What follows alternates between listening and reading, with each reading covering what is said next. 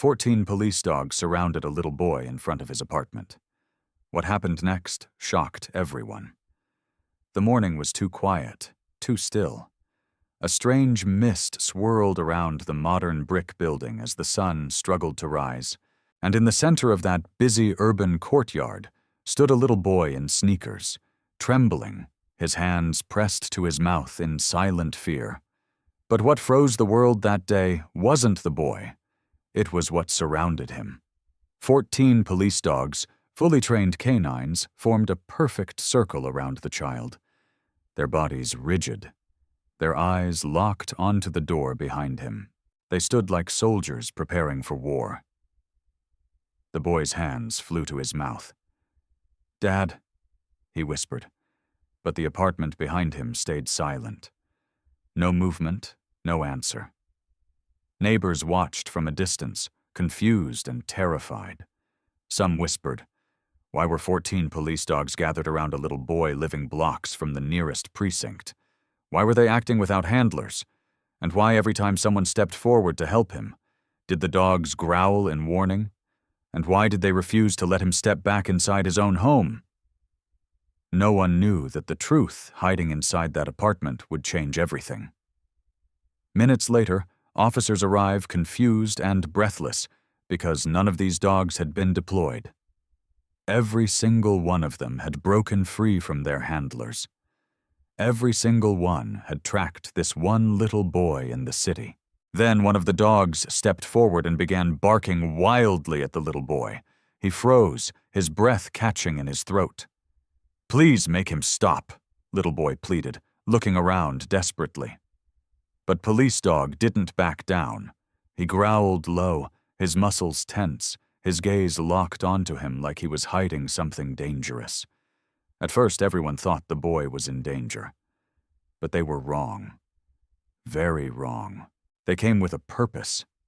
But the biggest shock came when officers finally searched the apartment behind him, discovering a hidden truth so shocking, so unexpected, it changed everything.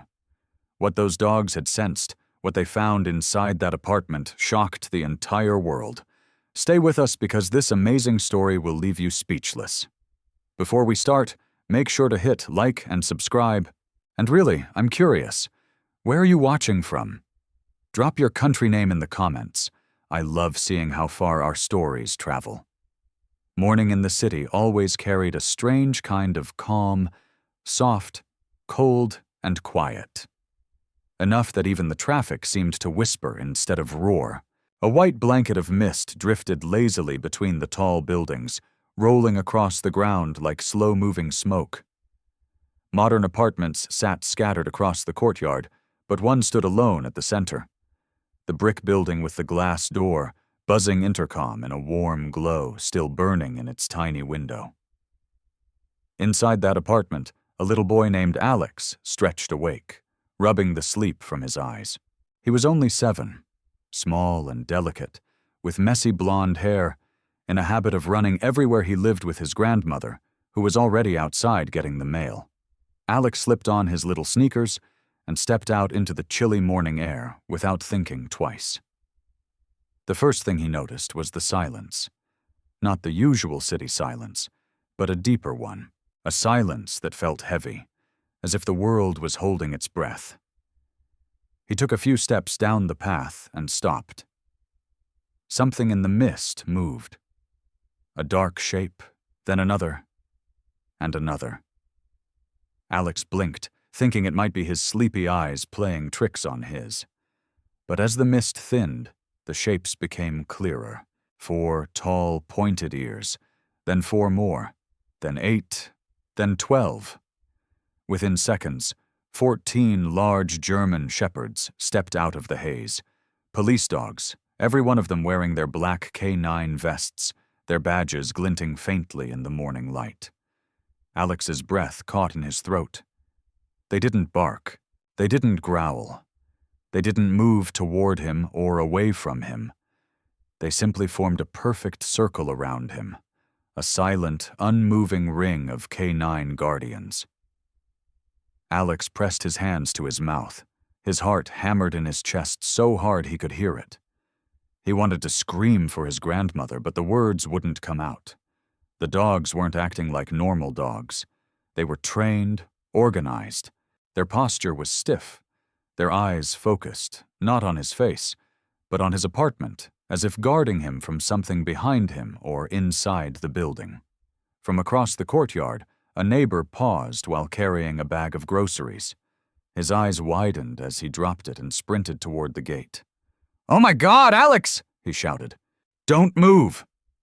His voice echoed through the courtyard, bouncing off the building's walls. Doors opened. People rushed outside. Some froze where they stood. Some covered their mouths. Others immediately pulled out their phones, unsure if they were witnessing danger or a miracle. But Alex barely heard anything. His knees trembled. His breath shivered. He tried to step back toward the door, but the dogs all shifted with perfect synchronization, tightening their formation. Not one touched him. Not one barked. But they made it clear they were here for a reason. And no one, not the neighbors, not his grandmother, not even the officers who would soon arrive, yet understood that what these dogs sensed was far more terrifying than anyone could imagine. Alex stood frozen in the center of the courtyard, his tiny hands still cupped over his mouth. Cold morning air brushed against his cheeks, but he barely felt it. The circle of K9 seemed to close in, not aggressively, but with a strange, protective precision. 14 pairs of intense amber eyes stayed locked on him, unblinking, focused, almost calculating. His small voice finally escaped in a trembling whisper. "What? What? What do you want?" But the dogs didn't react. They didn't tilt their heads. They didn't lower their ears. They didn't wag their tails. Nothing. They remained statues, breathing, alive, but frozen with purpose. Alex dared to shift 1 foot backward. The pavement crunched softly beneath his sneaker. That tiny sound was enough. Instantly, all 14 dogs reacted at the same time, each one taking one synchronized step toward him, tightening the circle like a living fortress. Alex gasped and stumbled, fear rushing through him like ice. His first instinct was to cry for his grandmother, but the words tangled in his throat. His heart hammered so loudly he could hear it echoing inside his ears. His eyes darted from dog to dog, searching desperately for one friendly face, one sign that they weren't here to hurt him. But there was no comfort, only focus. One of the dogs, a large German shepherd with a scar across his muzzle, lifted his nose and sniffed the air sharply. His ears shot up, his tail stiffened. The others mirrored his reaction within seconds, moving like one mind, one body. It was unnatural. No group of dogs behaved like this, not even highly trained police canines. Their level of coordination was unnerving. They weren't acting on instinct. They weren't responding to emotion. They were responding to something else. Behind Alex, the glass door creaked. He spun around, but nothing was there. Yet the dogs reacted immediately. 8 of them stepped forward, barking sharply in the direction of the building. The sound cut through the mist like a warning siren. Alex jumped at the noise, his small body trembling uncontrollably. He felt trapped, too scared to run, too confused to speak. The barking grew louder, more urgent, until suddenly silence again. All 14 dogs snapped their heads back toward him at once. The shift was so sudden it made him stumble backward. They weren't just watching him. They were watching every breath he took, every move he made. The air around him felt tight, like the moment before a lightning strike. Neighbors shouted from afar. "Someone call animal control. What are those dogs doing here? Alex, stay still, don't move." But their voices felt distant, muffled by the pounding fear in his chest. Then something stranger happened. The scarred dog, the one who seemed like the leader, stepped forward slowly, calmly. His eyes scanned his face, then his clothing, then his apartment behind him. He didn't growl. Instead, he leaned closer and inhaled deeply, as if searching for a scent only he could detect. When he pulled away, he let out a low, rumbling sound, not a growl, a warning. The other 13 dogs immediately lowered their heads and tightened the circle around Alex, their bodies forming a protective barrier. And in that moment, one terrifying thought struck him. They weren't surrounding him to trap him. They were surrounding him to shield him from something they sensed inside the apartment. The peaceful urban courtyard had never seen chaos until today. A scream cut through the mist sharp enough to startle pigeons from the rooftops. Mrs. Jenkins, the elderly woman who lived 2 doors away, rushed to her balcony with a sweater wrapped around her. She froze when she saw Alex trapped in the circle of police dogs. "Oh, dear Lord, Alex!" she cried, clutching her chest. More doors slammed open, feet pounded on concrete steps. In seconds, the quiet neighborhood turned into a storm of confusion. People streamed from their apartments, some with phones already recording, others simply staring in disbelief at the surreal scene unfolding before them. What are police canines doing here? Where are their handlers? Why aren't they attacking or leaving? Questions flew through the cold air like sparks, but no one had answers. Mr. Thompson, a former security guard with more courage than common sense, grabbed an old umbrella and jogged towards the courtyard. He raised his hands cautiously. "Easy, Alex. I'm coming to help you," he said, voice steady. But the moment he stepped within 10 ft, 3 of the dogs lunged forward, not to bite, but to block him. Their paws dug into the pavement, bodies rigid, muscles flexed. Their warning growls vibrated through the ground. Thompson skidded to a stop, eyes wide. "What in the world?" another neighbor gasped. "They're protecting him. Why would they protect him?" Nobody knew. The idea didn't make sense. Police dogs didn't operate without orders. They didn't break free from handlers. They didn't gather in city courtyards for no reason. Yet here they stood, united, unwavering, focused completely on one little boy. Alex's grandmother, Martha, finally burst through the mist, panic twisting her face. She had seen crowds forming, but had no idea why. When she spotted Alex encircled by K9s, she dropped the mail she was carrying. It scattered on the ground with a soft thud. "Alex!" she shouted. He turned toward her with tears in his eyes. "Grandma!" She ran forward, but the scarred dog stepped in front of her, growling low and deep. Martha froze mid-stride, stunned. This was no ordinary growl. It wasn't a threat particularly. It was a warning. "What's wrong with these dogs?" Martha murmured, voice trembling. "Why won't they let me near my own grandson?" Some neighbors called her back. Others urged her to wait for law enforcement. But the panic was growing. Every second felt heavier, stranger. The dog's behavior only intensified the fear. A young man in the crowd whispered, "It's like they're waiting for something." Another replied, "Or someone." Phones kept recording.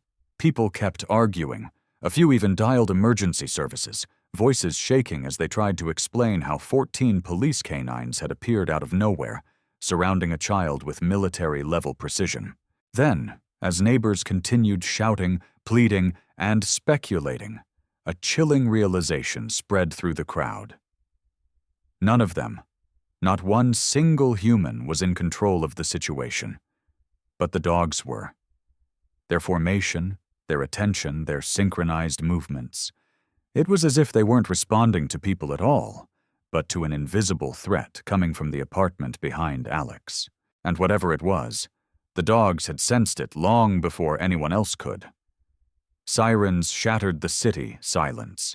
The sound echoed off the tall buildings, bouncing across the mist-covered courtyard as 2 police cruisers sped up the access road and screeched to a stop.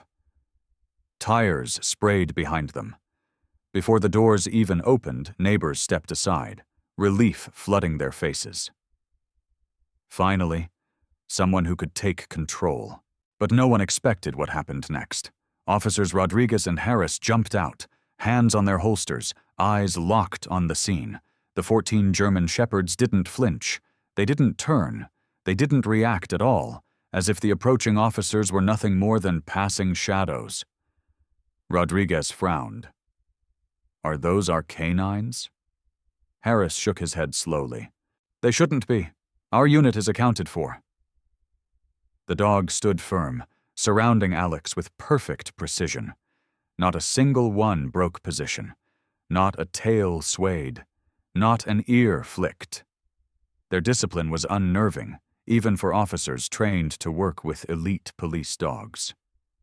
Martha rushed toward the officers. Please help my grandson. They won't let anyone near him. Rodriguez raised a hand. Ma'am, step back. We'll take control. He approached the circle cautiously. K9S, stand down. The courtyard held its breath, but the dogs didn't move. Not one. Rodriguez tried again, louder. Stand down. Still nothing. Instead, the scarred dog, the one who appeared to be the leader, shifted his weight and lowered his head, staring directly at Rodriguez. His growl was low, deep, and filled with meaning. Harris whispered, They're disobeying commands. Police K9s don't do that. Rodriguez pulled out his radio, speaking into it urgently. Command, this is Officer Rodriguez. We have a situation. Multiple unidentified K9 units in formation, possibly stolen or rogue handlers. Request backup and animal control immediately. Alex whimpered softly. The dogs instantly tightened the circle around him like sentinels reacting to the sound of danger. Rodriguez took one more step. 4 dogs lunged forward simultaneously, stopping inches from his knees, growling with a warning so sharp he stumbled backward. Whoa. Okay, he said, raising both hands. The crowd erupted in whispers. They won't let the police near him. Why would they protect a little boy? Something's very wrong. Harris walked toward the building instead, thinking maybe the dogs were guarding the apartment. As he neared the door, 12 of the dogs snapped their heads toward him in perfect synchronization. He froze mid-step. What the? Their eyes locked onto him with a focus so intense it sent chills down his spine. Their bodies shifted, not to attack, but to prepare, as if bracing for something about to emerge from the apartment. Rodriguez swallowed hard. They're not acting like canines. They're acting like soldiers. Martha stepped forward again, desperate. Dogs don't act like this unless they sense danger. A thick tension wrapped around the courtyard like a tightening rope. The mist behind the building swirled. A soft creak echoed from inside the apartment. A single floorboard shifting under invisible weight. Every dog instantly turned its head toward the sound. The officers drew their weapons. Neighbors backed away. Alex's trembling increased, and in that charged moment, everyone realized something terrifying. The dogs weren't the threat. They were responding to one, and whatever it was inside the apartment. The courtyard had fallen into a suffocating silence. Even the traffic, normally rumbling at this hour, seemed to sense something unnatural unfolding.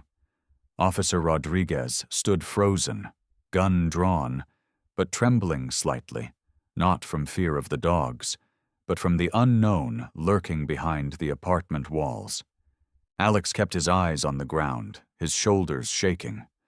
Everyone assumed he was terrified of the dogs. Everyone thought he was moments away from fainting. But then he lifted his head.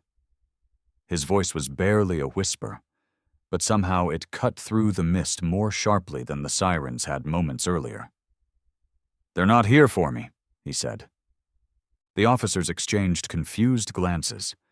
Martha, his grandmother, blinked. "Sweetheart, what are you talking about?" Alex swallowed, lips trembling. "They're not trying to hurt me." All 14 K9s reacted to his voice, every head turning toward him in eerie synchronization, as if acknowledging the truth only he understood. Alex took a shaky breath. They're here because of him. A cold ripple swept through the crowd. Rodriguez lowered his weapon slightly. Him? He repeated. Who's him, Alex? His eyes flicked toward the apartment, toward the dimly lit windows, the brick walls, the shadows lingering inside. The man in the walls, he whispered. A collective gasp rippled across the courtyard. What? Martha staggered. Alex, honey, there's no man. He shook his head fiercely. Yes, Grandma, there is. I've heard him every night. He taps on the walls. He whispers sometimes and he laughs. A shiver raced through half the crowd. Even Rodriguez, who had seen more in his career than he ever wanted to revisit, felt the hairs on the back of his neck rise. Harris stepped closer to the dogs, eyes narrowing. Are you saying these K-9s came here because they detected someone inside your apartment? But Alex wasn't finished. His voice dropped to a trembling murmur. He watches me. He moves when the lights go out. I told Grandma, but she said it was just the old plumbing. His eyes filled with tears. But last night I heard him breathing behind my bedroom wall. The scarred dog, the leader, let out a short, urgent bark. It wasn't random. It wasn't panicked. It sounded almost like a signal. Rodriguez stiffened. Did he respond to him? All 14 dogs suddenly turned their heads toward the apartment again, their bodies stiffened, muscles coiled like compressed springs ready to launch. Alex wrapped his tiny arms around himself. He doesn't like the light. He doesn't like voices. And he definitely doesn't like when someone tries to talk to me. Martha pressed a hand to her forehead, horrified. Why didn't you tell me it was this serious? Alex cried softly. I tried, but I didn't think anyone would believe me. The scarred dog barked again, loud, sharp, commanding, and at that exact moment, a faint, unmistakable sound slipped from inside the apartment. A slow, deliberate knock. 3 taps, then silence. Alex flinched. The dogs erupted, barking with explosive urgency, their bodies surging toward the apartment like they were preparing for war. The officers spun toward the building, and the chilling truth became impossible to deny. The boy wasn't imagining anything. Someone was inside that apartment, someone who had been there. For a long time, long before the dogs appeared, long before the mist swallowed the courtyard, long before the first knock echoed from the walls, Alex had lived a life of silence hidden behind the brick walls of that apartment. After his parents passed away, his grandmother brought him to the city, hoping the bustle would heal what sorrow had taken from him. The apartment was modern, built by developers decades earlier. Concrete floors echoed with every step, and city noises filtered through tiny gaps in the walls. But for Alex, it became the only home he knew. At first, he loved the energy. He would sit on the balcony, drawing pictures of the skyline or collect leaves beside the path. He always hummed softly his mother's lullaby, a tune he replayed each night before bed. But then the noises began. It happened on a stormy night, months ago. Alex lay tucked under his blanket, thunder rumbling beyond his window. He hugged his stuffed bear tight when he heard it. A faint tapping, soft, slow, coming from behind the wall near his bed. Tap, tap, tap. He sat up, heart racing. "Grandma!" he called. Martha hurried in, her shadow filling his doorway. But when she pressed her ear against the wall, the tapping stopped. She chuckled, brushing it off as old plumbing and settling concrete. But Alex wasn't convinced. Over the next few weeks, the tapping returned. Sometimes near his bed, sometimes behind the living room wall, sometimes under the floorboards. And one night, when he woke to silence, he heard something worse. Breathing slow, rough, right behind his bedroom wall. He didn't sleep for hours. He hid under his blanket, eyes wide open, waiting for the sound to fade. It didn't. The next morning, he told his grandmother, voice trembling. Martha searched the entire apartment with worry etched across her face, knocking on walls and checking panels. She found nothing. But Alex felt it. He knew it. Someone was there. The signs grew stranger. He'd wake up to his toys moved from their place. The front door once clicked open on its own, and twice, only twice, he heard something unmistakable. A soft, low chuckle, as if someone inside the apartment found something amusing. One afternoon, while Alex sat coloring on the concrete floor, he felt a faint vibration beneath his legs. A movement, a shift, like footsteps inside the walls themselves. He gasped and scooted back, his crayons scattering across the floor. But again, by the time Martha checked, everything went still. The fear slowly became part of his life. He stopped sleeping with the lights off, stopped humming his lullaby, stopped playing alone in his room. He even began sitting on the balcony until he fell asleep, too scared to lie in his bed. But the one thing he never expected, the one thing he never imagined, was that someone, something else, had sensed it, too. The dogs. Long before they gathered in his courtyard, before they circled him, before they barked toward the apartment, they already knew. They had been watching him from the alley for days, silent, waiting, observing something no one else could see. And now, standing in that courtyard, surrounded by 14 canines, Alex finally understood. They hadn't come by accident. They came because the thing he feared most was no longer hiding. The moment the 3 slow knocks echoed from the apartment, the courtyard changed. The mist no longer felt cold. It felt alive, heavy, watching. 14 canines snapped into action with a precision no human could command. Their bodies stiffened, ears forward, tails lifted high in full alert. Then, without a single bark of warning, all 14 turned toward the apartment and charged. Alex screamed. Neighbors stumbled back. The officers jolted into motion. The dogs sprinted across the courtyard like a single force, paws pounding the pavement, moving with terrifying speed and unity. They did not hesitate. They did not look back. They went straight for the door. Rodriguez shouted, "Move! Everyone back!" He grabbed Alex's grandmother and pulled her aside. As the dogs overtook the steps, the lead dog, the scarred one, reached the apartment first. He threw his weight against the glass door with a powerful slam. The frame rattled violently. Another dog leapt beside him and clawed furiously at the lower panels. Others pressed their noses to the cracks around the frame, sniffing rapidly, muscles trembling with adrenaline. Their tails were stiff, not with excitement, but with warning.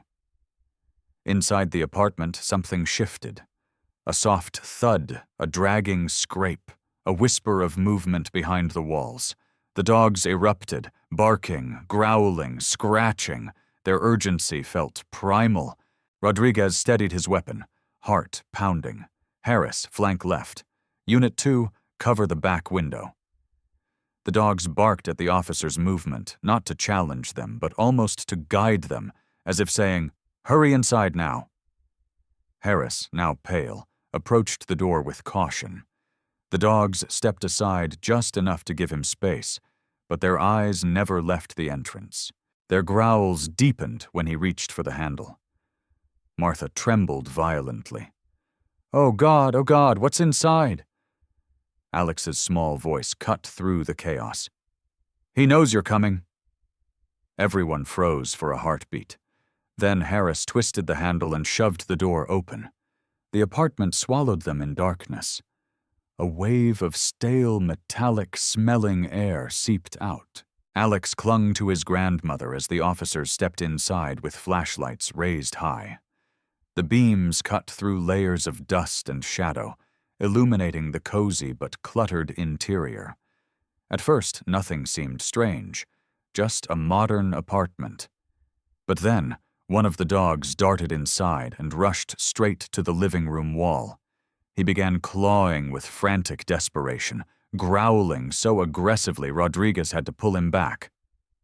Another dog sprinted to the kitchen and sniffed aggressively at the floorboards, pawing at a section where the wood looked newer, too new.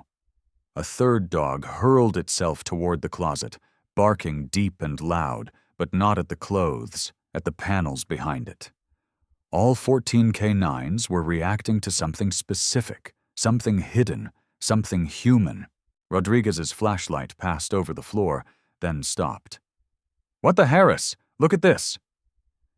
A section of the wooden floorboards near the wall was disturbed, slightly lifted, dust brushed aside, as if someone had been pushing up from beneath recently. Harris crouched, heart racing. "There's a utility space under here." But Rodriguez shook his head slowly. "No," he whispered. "This isn't a utility space." He pressed his ear against the wood. Silence. Then a faint breath right beneath his ear. Rodriguez jerked back, eyes wide. "Oh my God, someone's under the floor!" The dogs barked wildly, their instincts screaming the truth. The man hiding inside the walls was no longer hiding. He was trying to escape. The apartment fell into a suffocating silence. Even the dogs' frantic moments earlier now stood eerily still, ears forward, bodies lowered, muscles coiled, their growls turned into a deep, vibrating hum that echoed through the brick walls like a warning drum. Rodriguez knelt beside the disturbed floorboards again, heart thundering. Harris pointed his flashlight at the seams in the wood. "This wasn't built with the original apartment," he muttered. "Someone added this recently." Alex, still clinging to his grandmother's sleeve from the doorway, whispered, "That's where the breathing comes from." Rodriguez swallowed tightly. "We need this open now." The dogs didn't wait for orders. Two of them lunged forward, clawing and tugging at the boards with raw, desperate strength. Their nails scraped against the wood, sending splinters flying. A third dog, massive with black and tan fur, gripped the edge with his jaws and pulled until the plank cracked in half. The snapping sound echoed like a gunshot. Light from the flashlight spilled into the dark gap beneath the floor. But instead of a shallow utility space, the beam fell into something deeper, much deeper. A staircase carved crudely into the earth. Harris stiffened. "This isn't a utility space. This is a full basement." Rodriguez lifted another board. It revealed a steep dirt staircase descending into blackness. There were scuff marks along the walls, fresh ones, like someone had been sliding their hands along the sides while climbing in and out. Martha's hands shook violently around her phone. "I rented this apartment. The landlord managed it before me. There is no basement. There never was." Alex tugged her sleeve, voice trembling. "Grandma, that's where he lives." A chill swept through the room. The lead dog stepped to the edge and growled into the darkness below. The sound deep, primal, and furious. His fur bristled, his lips curled back. Whatever lived down there didn't belong to the world above. Rodriguez raised his flashlight and shined it deeper.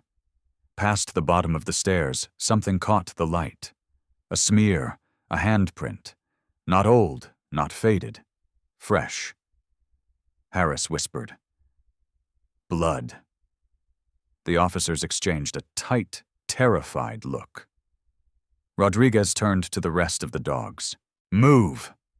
And instantly, as if trained by years of police protocol, the dogs responded.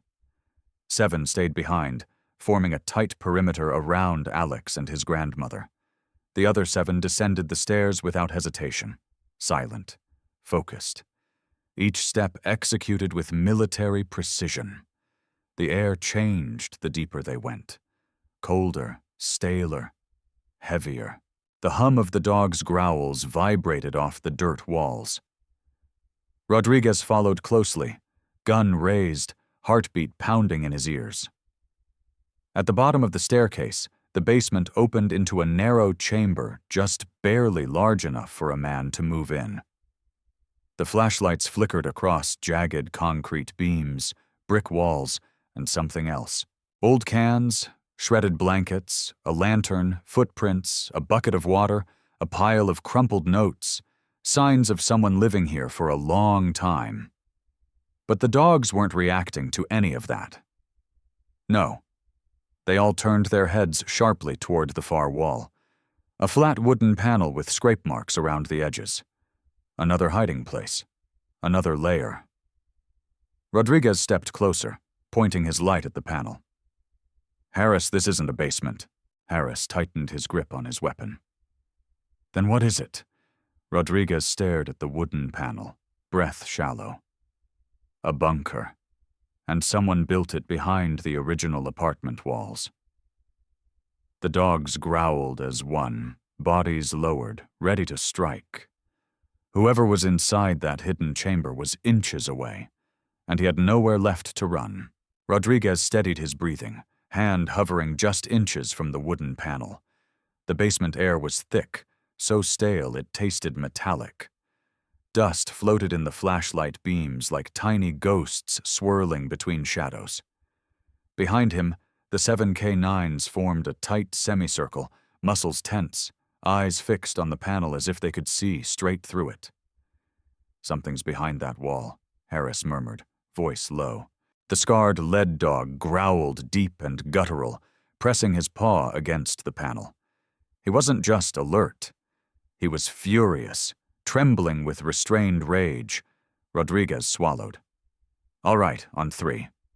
He nodded at Harris. 1, 2, 3. Harris yanked the wooden panel free with a hard pull. It snapped off the frame, clattering onto the floor, and the flashlight beams instantly flooded into a cramped hidden chamber. The officers froze. It wasn't empty. Dozens of wires, tiny black devices, and old power banks covered the walls. A battered desk sat pushed into the corner, topped with a tangle of cables and a dull, flickering monitor. The screen displayed something that made Rodriguez's throat go dry. A live feed from Alex's bedroom. Harris stepped forward, horrified. He's been watching him. But there was more. On the opposite wall were photos, hundreds of them pinned, taped, stacked, scattered. Photos of Alex, photos of the balcony, photos of him walking in the park, photos of him sleeping, photos taken through cracks in the apartment walls. Some were years old, some taken this week, some taken last night. Martha's voice echoed faintly from upstairs. "Is everything all right? What's down there?" Rodriguez didn't answer. His heart thudded painfully. This wasn't just spying. This wasn't accidental.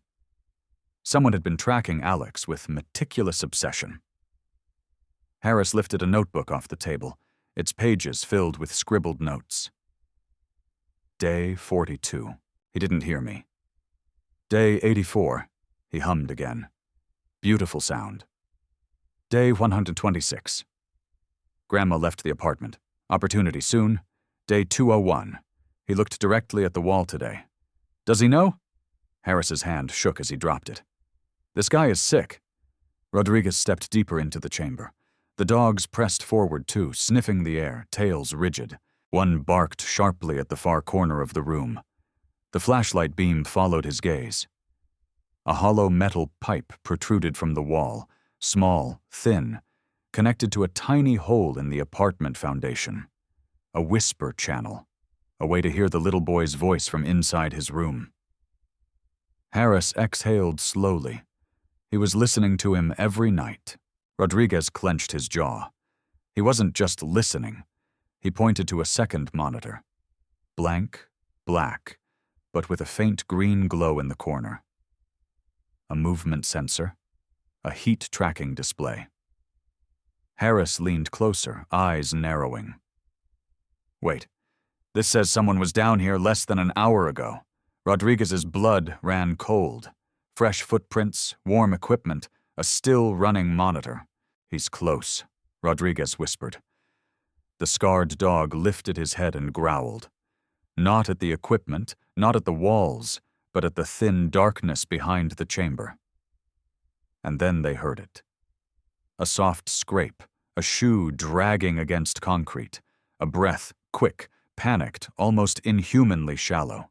The intruder was still inside the apartment watching them, waiting. And he wasn't alone in the darkness anymore. Rodriguez signaled for silence, his hand raised, finger pressed to his lips. Every officer froze. Every K9 lowered into a silent crouch. The scrape they'd heard a moment ago faded into the basement's dark corners. But the tension remained, thick enough to crush the air from their lungs, Harris whispered. Whoever he is, he's been living under this apartment for months. Rodriguez's jaw tightened. Maybe years. Upstairs, Alex sat on the balcony steps, hugging his knees, eyes darting between the apartment and the officers outside. His grandmother wrapped an arm around him, whispering comforting words that she didn't fully believe. Neighbors huddled behind them, murmuring theories, but Alex heard none of it. He was remembering something he hadn't spoken aloud in years.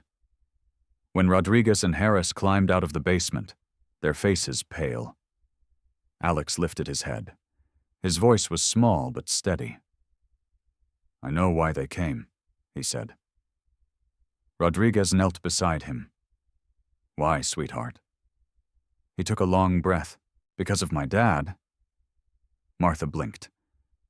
Alex, your father. He shook his head gently. I know, Grandma. I know he's gone, but there's something you never told the police. Rodriguez and Harris exchanged uneasy glances. Alex, what do you mean? The dogs formed a semicircle around him again, not trapping, but listening. The scarred leader lowered his head. Waiting Alex's fingers trembled as he reached inside his jacket pocket. He pulled out something small, metallic and worn. A badge. A police badge. Rodriguez's breath caught. Harris leaned closer. Where did you get that? Alex whispered. It belonged to my dad. He wasn't just a regular officer. He was undercover. Grandma told me he worked with canines. Very special ones. Martha closed her eyes, guilt washing over her. I should have told you, but I wanted you safe. I wanted you far from his world. Rodriguez's brows furrowed. What kind of cases was he involved in? Alex swallowed hard. Bad ones. He caught dangerous people, people who followed him home. People he said would never stop looking for him. Harris felt a chill run through him. You think someone came here because of your father? Alex nodded slowly. He always said if anything ever happened to him, the dogs would protect me. His dogs. The scarred dog. Max, according to the tiny name tag, still scratched into his vest, stepped forward. He pressed his head gently against Alex's hand, almost as if confirming his words. Rodriguez's eyes widened. Wait, this dog? Max? That's impossible. Max went missing 5 years ago on a covert assignment, Harris whispered, and the entire unit with him vanished. The truth sank into the room like a stone dropped into deep water. These weren't random police dogs. They weren't lost. They weren't acting alone. They were his father's retired K9 unit, warriors trained for the most dangerous cases, dogs who never broke formation unless their handler's family was threatened. Alex clutched the badge tighter. Dad said they would know if someone bad ever came for me. Rodriguez's voice dropped to a whisper. And they did. A low rumble traveled through the apartment floorboards. The dog stiffened. Max lifted his nose, growled, and stared directly at the far corner of the living room wall. Because whoever had lived under the apartment, whoever had stalked the little boy, whoever had been watching him for months was moving again, and this time he wasn't hiding. He was coming out. The apartment felt colder now, as if the hidden chamber below had released a breath of darkness into the room. Dust drifted lazily in the air, settling on the floorboards the way snow settles on forgotten graves. Rodriguez motioned for everyone to stand still. The officers raised their weapons again, signaling silence. And then it happened. Max froze, muscles turning to stone, his ears perked sharply, tail rigid, nose pointed toward the far living room wall. A low growl rumbled deep in his chest. One by one, the other dogs mirrored him. Their bodies aligned, heads turning, growls harmonizing like the warning song of a single beast with 14 throats. Alex clutched his grandmother's arm. He's moving again. The whisper was barely audible, but the dogs reacted instantly, barking in explosive unison, their paws scraping against the wood as they surged toward the wall. Rodriguez shouted, "Everyone back!" Neighbors stumbled out of the apartment. Even Martha pulled Alex behind her instinctively. The officers remained inside, forming a line behind the dogs, weapons raised, breaths held. Max reached the wall first and slammed his front paws against it. The wood rattled violently. Another dog dug at the floorboards, claws ripping into the seams. A third pressed his nose to a thin crack near the baseboard, sniffing sharply before letting out a feverish growl. Then, tap. The sound was faint, barely there. Tap. Tap. 3 slow knocks, the same pattern Alex had heard at night, the same pattern that haunted his dreams. His body trembled. "That's him," he whispered. "That's the sound." Rodriguez's eyes hardened. "Harris, check the basement again. He might be crawling through the wall's interior." Harris ran for the hidden staircase, while the dogs erupted with louder, sharper barks.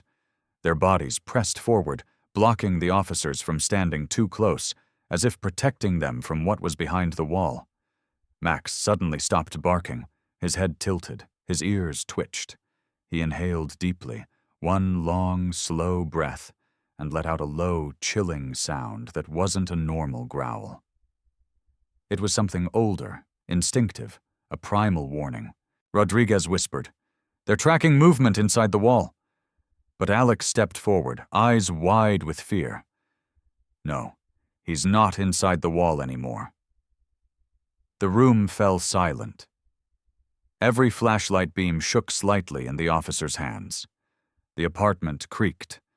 A faint scraping sound traveled up the inside of the wall, slow, dragging, deliberate, rising from the floor level. Higher, higher, until it stopped around eye level. Harris shouted from below, "He's not in the basement!" The scraping started again, then a sudden slam against the wall made everyone flinch.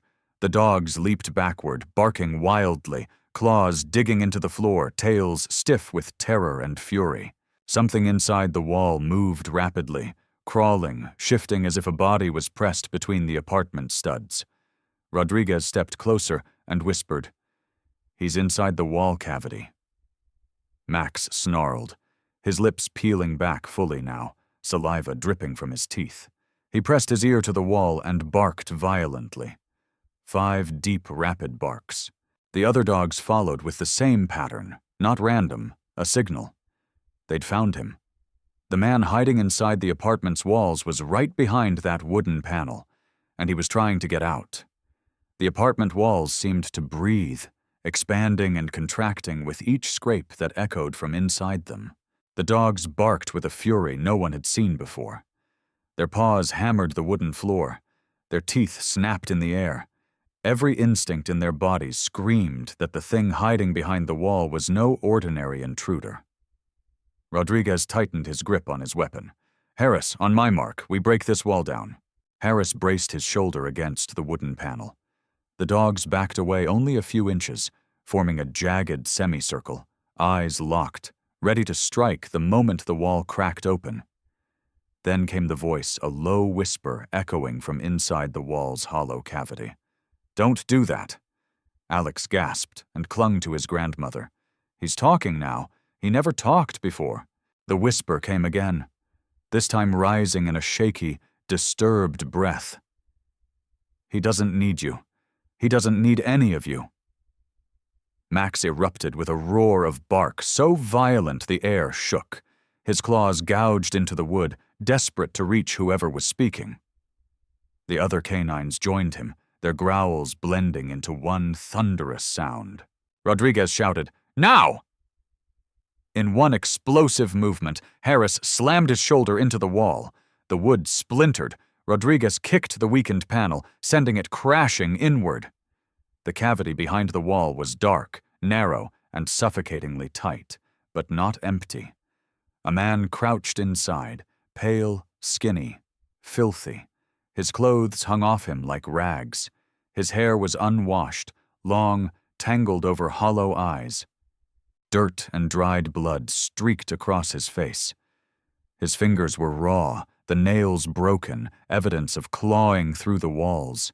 He hissed at the sudden light like an animal cornered.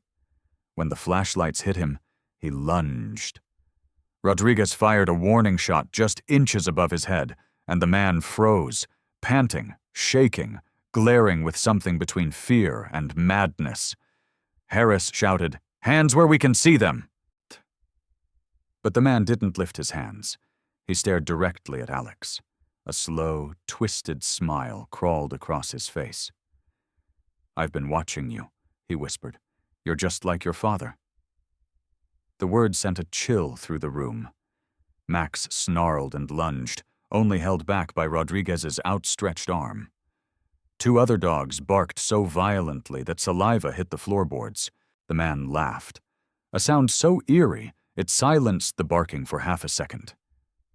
"You shouldn't have brought my dogs." Rodriguez's stomach dropped. "Your dogs?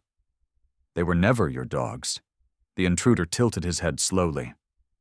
"Oh, but they were before they became his." Rodriguez's eyes widened. "You worked with the K9 unit?" The man's grin spread. "Worked with?" "No, I commanded them until he took everything."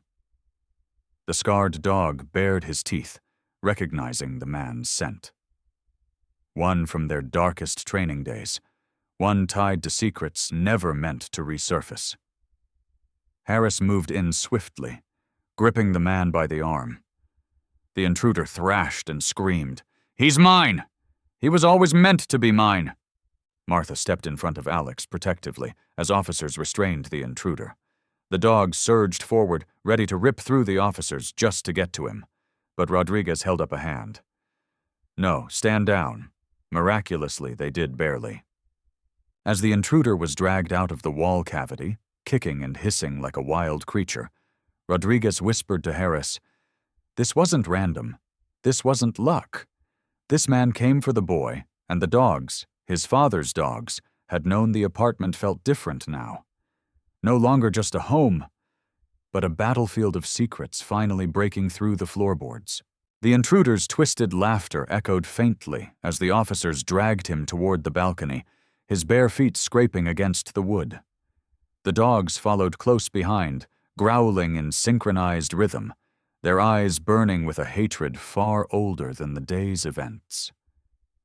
Rodriguez stayed inside for a moment, staring at the shattered wall, trying to understand how a man could live inside another family's home without being seen. But when Harris called, "Rodriguez, you need to hear this," he stepped outside into the cold light. The intruder sat pinned against the ground, hands cuffed, breath ragged. His eyes darted wildly between the dogs and Alex, who stood behind his grandmother. He smiled at him, slow, unsettling, proud. "You look just like him," he murmured. Martha shielded Alex instantly. Rodriguez knelt down, anger stiffening his voice. "Who are you? What is your connection to his father?" The man's lips curled into a cruel grin. "Connection? Oh, I was the last thing he ever saw." Alex gasped. Martha's knees buckled slightly. Rodriguez stepped closer. "Explain now." The man raised his head proudly as though confessing to a trophy kill. "We were part of the same unit, undercover ops. Deep work. Dangerous work. But your hero," he sneered. "Thought he was better than me. Thought he could take my dogs, my missions, my glory." Max barked wildly, lunging forward so hard that 2 officers had to grab his vest. His teeth flashed inches away from the man's leg. The intruder laughed, unbothered. "Oh yes, you remember me, don't you, boy? You were my best until he stole you." Rodriguez stiffened. His father, Detective Kane, wasn't the kind of man who stole anything. "Oh, but he did." The intruder's voice turned venomous. "He exposed me, told the commanding officer I was using the K-9s for operations off the record. Personal operations." Harris frowned. "What kind of operations?" The man's smile twisted. "Eliminations." A hush fell over the balcony. He shut me down, took the unit, turned them into his loyal pack. The intruder continued, voice rising. "He ruined everything, so I ruined him." Alex clutched his grandmother harder, tears swelling in his eyes. "What did you do?" "To my dad." For a moment, the man's grin disappeared. Something darker replaced it. An empty coldness. "I finished what he interfered with," he whispered. "I ended him, and I waited for years because he said one thing before he died. One thing I never forgot." Rodriguez's voice lowered. "What did he say?" The man's eyes slowly turned toward Alex. "He said the dogs would always protect his little boy, and that one day he would finish what he couldn't." Max growled so loudly the boards beneath him vibrated. The intruder leaned forward despite the cuffs. "I've been waiting for him, watching him for a very long time." Rodriguez stood, heart icy with fury. This wasn't just a stalker. This was the man who destroyed his father, and now he had come for him. The officers tried dragging the intruder toward the squad car, but the moment his eyes locked onto Alex again, something inside him snapped. His body jerked forward, a violent surge of adrenaline ripping through his thin frame.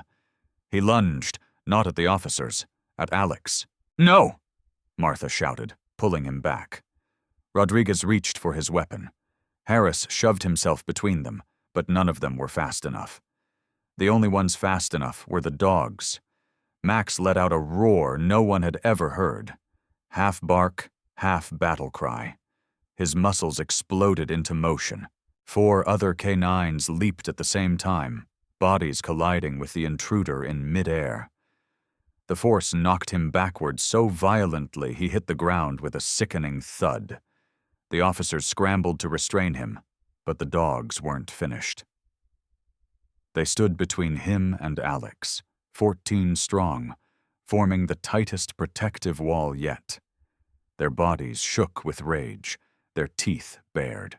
Their growls turned deep and rhythmic, vibrating the balcony beneath Alex's feet. The intruder coughed, blood on his lip still smiling eerily through broken breaths. "See? They'll kill for him just like they killed for him." Rodriguez shouted, "Shut up!" and forced him down with a knee on his spine. But the man wasn't afraid of the officers. He wasn't afraid of punishment. The only thing he feared was Alex being out of his reach. "He was supposed to be mine!" he screamed, thrashing until Harris tightened the cuffs. "He stole my dog and he stole my destiny." Max barked so fiercely the air cracked. He lunged forward again, teeth stopping less than an inch from the man's throat.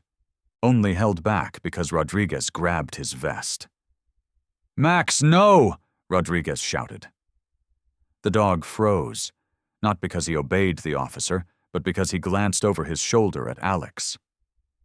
Alex was crying, but not out of fear. He stepped forward, voice trembling. "He hurt my dad." All the dogs turned their heads toward him slowly, as if his voice carried more authority than any command they'd ever learned. The intruder snarled. "Your father was weak." Max's bark blasted through the air. Another dog snapped their jaws so hard everyone flinched. The entire unit tightened their stance. Their bodies leaned forward, ready to launch if the intruder even breathed the wrong way. Martha pulled Alex back protectively. "Sweetheart, stay behind me." But Alex shook his head, wiping his tears. Dad said the dogs would protect me. He told me they were brave. He told me they would know when danger came, and they knew long before anyone else. They had sensed the intruder's return. They had sensed the threat beneath the floor. They had sensed the same evil that stole their handler years ago.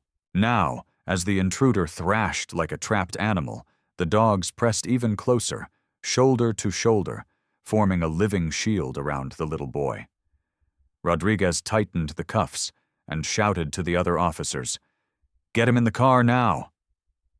4 officers lifted the intruder, screaming, fighting, spitting, as he was dragged toward the cruiser. Every step he took away from Alex, the dogs relaxed just a fraction, but their eyes never left him. Their message was clear. If he broke free even once, even for a second, he would not survive. And in that moment, everyone watching understood. These weren't just police dogs. They weren't just animals acting on instinct. They were guardians, his father's final line of defense, and they would die before they let him be harmed. The squad car door slammed shut with a metallic thud, muffling the intruder's last frantic shouts. Officers surrounded the vehicle, triple-checking the locks as he writhed inside like a trapped shadow, finally forced into the light. For the first time since sunrise, the courtyard felt still, quiet enough that the traffic finally found its voice through the streets again. But the 14 K9s didn't ease their stance. Not yet. They stood in a protective arc around Alex, each one staring toward the police cruiser, as if daring the man to try escaping. Their bodies trembled slightly, not from fear, but from the raw intensity of the moment. Their noses twitched, their tails stayed stiff, their eyes remained sharp. Only when the cruiser began rolling down the access road, sirens fading into the distance, did the tension seep out of their bodies like air leaving a balloon. One by one, the K9s began to breathe again. Max, the scarred leader, turned first. He walked slowly toward Alex, paws thumping softly, ears lowered, eyes softened with an emotion far too human to be coincidence. Martha swallowed the knot in her throat. "Sweetheart, they want to see you." Alex stepped forward hesitantly, wiping the last tears from his cheeks. Max lowered his head until his nose was inches from his small hand. He reached out timidly, and he gently nudged his head into his palm. It was not a sniff, not a greeting, not even a check for fear. It was recognition. Alex looked up at his grandmother, voice shaking. "He knows me." Martha nodded, unable to speak. Rodriguez walked over slowly, removing his hat out of respect. These dogs, they were the best unit our department ever had. They saved lives, solved cases no one else could solve. When your father died, the whole team went missing. We thought, he paused, we thought they were gone forever, Harris added quietly. But they weren't gone. They were waiting. Alex frowned. Waiting for what? Max lifted his gaze and nudged the badge still clutched in his fingers. His father's badge worn down from years of service, now glowing faintly in the afternoon sun. Rodriguez whispered, "Waiting for the only family he had left." A soft gasp went through the crowd. Alex pressed the badge to his chest. Dad said they would protect me, and all 14 dogs responded in a way no one expected. They lowered themselves to the ground, front legs stretched, heads bowed, facing the little boy, as if bowing to a commander. Neighbors cried. Officers stared with open mouths. Even Martha covered her trembling lips, overwhelmed. Alex looked at Max, tears pooling but falling with a smile. "Thank you for saving me." Max pressed his forehead against his knee. Not just as a dog, not as a retired K9, but as the last remaining soldier of his father's legacy. The other dogs rose and gathered around him, forming a tight, warm circle. Not to trap him, but to embrace him, to claim him, to protect him forever. And as the sun finally pierced through the mist, lighting the courtyard with golden rays, it became clear to everyone present. These dogs didn't just choose Alex. They belonged to him, heart, loyalty, and soul, just as they once belonged to his father.